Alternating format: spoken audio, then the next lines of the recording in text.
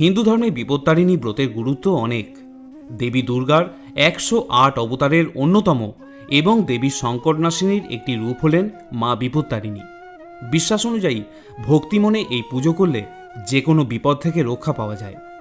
হিন্দু ধর্মাবলম্বীরা মূলত বিপদ থেকে উদ্ধার পাওয়ার জন্যই এই দেবীর পূজা অর্চনা করে থাকেন।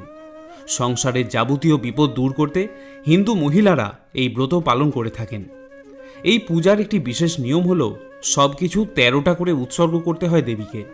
2025 সালে অর্থাৎ এই বছর বিপত্তারিণী পুজোর প্রথম তারিখ হল আজ 28শে জুন শনিবার।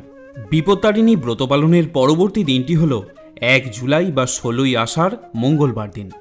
আজ এই ভিডিওতে আমি আপনাদেরকে শোনাবো মা বিপত্তারিণী মায়ের পাঁচালী বা ব্রত কথা, এবং আপনাদের পরে এটাও বলবো যে এই পূজায় কোন কাজগুলি ভুলেও করতে নেই আর কোন কাজগুলি অবশ্যই করতে হয়। মায়ের আশীর্বাদ লাভের জন্য